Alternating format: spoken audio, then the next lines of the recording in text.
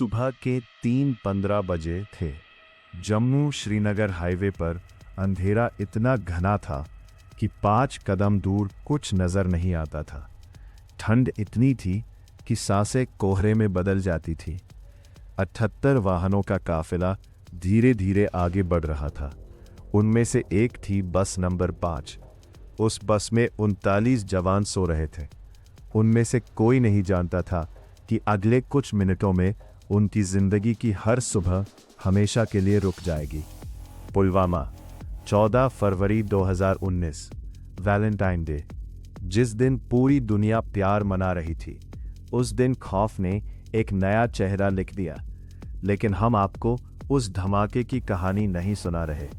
हर किसी ने वो धमाका देखा। हम आपको बता रहे हैं उन 10 मिनट की कहानी जिसमें सब कुछ गलत हो गया। वो 10 मिनट जिसने 40 परिवारों की रोशनी बुझा दी। दरअसल उस रात काफिले का एक रूट तय था। 3:20 बजे काफिले को एक पुल के नीचे रुकना था। ये पुल कोई साधारण पुल नहीं था। ये इलाका मोबाइल सिग्नल के लिए ब्लैक जोन था। यहाँ पहुँचते ही फोन डेड हो जाते थे, रेडियो सिग्नल टूट जाते थे। सुरक्षा के लिहाज से सबसे खतरनाक जगह, और उसी जगह काफिले को रुकना था। लेकिन उस रात काफिला 10 मिनट लेट था। ये 10 मिनट बाद में इतिहास का सबसे महंगा 10 मिनट साबित होने वाले थे, क्योंकि उसी पुल के ठीक ऊपर एक सफ़ेद सफारी कार खड़ी थी। कार के अंदर बैठा था एक 22 साल का लड़का, आदिल अहमद डार। उसकी गोद में 350 किलो का RDX बम रखा था। 350 किलो, ये वो मात्रा है जो पूरी इमारत को मिट्टी में मिला सकती है। वो बम तारों से जुड़ा था। तार जुड़े थे एक रिमोट से। वो अपने मोबाइल पर टाइमर सेट कर रहा था।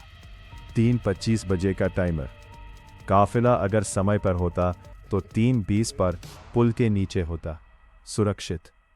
लेकिन काफिला 10 मिनट लेट था, तो वो 3:25 पर ठीक पुल के नीचे होगा। 10 मिनट का फासला, 10 मिनट जो फैसला करने वाले थे कि 40 जवान जिएंगे या मरेंगे। 3:18 पर स्थानीय पुलिस को एक इनपुट मिली। संदिग्ध गाड़ी लटरपुर के पास, एक सफ़ेद सफारी 2 दिन से वहीं खड़ी है। पुलिसकर्मी ने तुरंत रेडियो उठाया।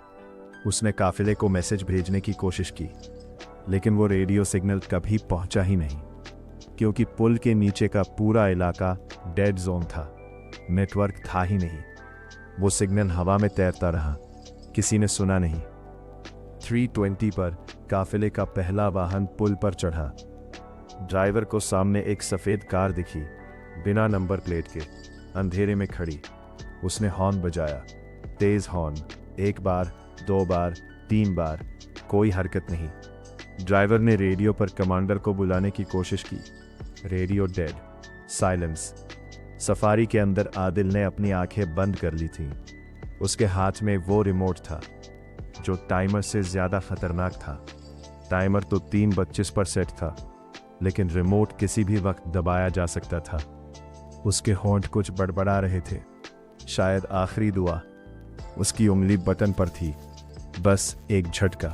3:22 पर बस नंबर 5 ने पुल पर एंट्री ली। अंदर के 39 जवान अभी भी नींद में थे। हवलदार संजय कुमार ने अभी अभी अपनी पत्नी को मैसेज किया था, थोड़ी देर में फ़ोन करूंगा। उसने मैसेज भेजा, डिलीवर हो गया, लेकिन वो फ़ोन कभी नहीं कर पाया। वो मैसेज उसकी विदाई बन गया। 3:24 पर काफिले के कमांडर ने अपने फ़ोन की स्क्रीन देखी। ऊपर से एक इमरजेंसी कॉल आ रही थी। उसने पिकअप करने के लिए बटन दबाया। कुछ नहीं हुआ। रेडियो उठाया, सिर्फ स्टैटिक। सिग्नल की 3 लहरें टकराईं और बिखर गईं। सुरक्षा के सबसे अहम पल में संचार पूरी तरह मर चुका था। 3:25, बस नंबर 5 सफ़ेद सफारी के ठीक सामने थी। अब बस कुछ फीट की दूरी थी। आदिल ने रिमोट दबाया, पर कुछ नहीं हुआ। उसने फिर दबाया, जोर से, कुछ नहीं। तीसरी बार, चौथी बार, बम नहीं फटा। उसकी आंखें फटी रह गईं, पसीना बहने लगा। 1 मिनट गुजरा, 2 मिनट, उसने फिर दबाया, बार बार, पागलों की तरह। कुछ नहीं। 3:27 पर धमाका, इतना तेज कि पुल के 500 मीटर के दायरे का हर शीशा चूर चूर हो गया। बस नंबर 5 हवा में उछली। 350 किलो RDX ने कंक्रीट को कागज की तरह फाड़ दिया। आग का गोला इतना बड़ा था कि वो कई किलोमीटर दूर से दिखा। आसपास के 5 वाहन भी जलने लगे। जवानों के शरीर सड़क पर बिखर गए। किसी का हाथ, किसी का पैर, किसी की तस्वीर जो वो घर ले जाने वाला था। एक जवान का खून से लथपथ हाथ अभी भी अपनी राइफल पकड़े हुए था। जब धुआं थोड़ा छटा तो जो दिखा वो किसी फिल्म का सीन नहीं था। एक जवान आधी जली बस के बाहर निकल रहा था।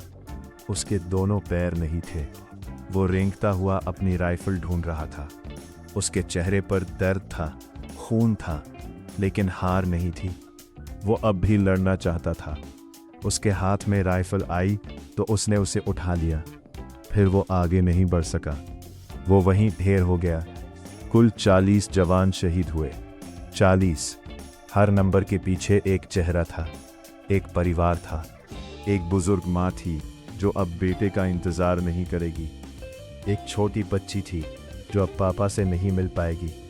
40 परिवारों के लिए अगले दिन की सुबह कभी नहीं आई। लेकिन असली सवाल यह है, वो 10 मिनट कहाँ चूक हुई? क्यों एक चेतावनी नहीं पहुंची? क्यों सिग्नल उसी जगह मरा जहां मौत खड़ी थी? जांच में पता चला उस दिन काफिले का रूट बदला गया था। आखिरी वक्त पर नए रूट पर कोई चेकिंग नहीं हुई। और हाँ, उस सफेद सफारी को पिछले 2 दिनों से वहां खड़ी देखा गया था। 2 दिन, 48 घंटे, लेकिन किसी ने रिपोर्ट नहीं किया।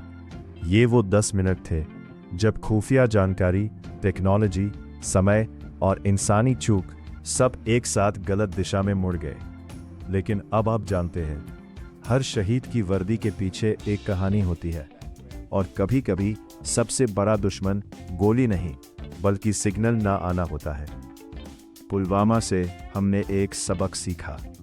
भारत की सेना हमेशा तैयार है, लेकिन दुश्मन उसी 1 मिनट का इंतजार करता है जब हम थक जाएं, जब हम सो जाएं। ये कहानी खत्म नहीं होती, क्योंकि जब तक कोई जवान सीमा पर डटा है, तब तक हर सुबह एक नया संदेश है। उन 40 नामों का जिन्होंने हमें सुरक्षित रखने के लिए अपनी सुबहें गिरवी रख दी।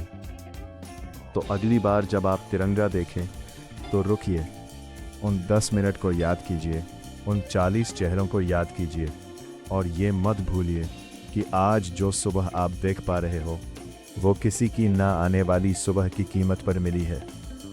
देश को सलाम करना, लेकिन उन 10 मिनट को कभी मत भूलना।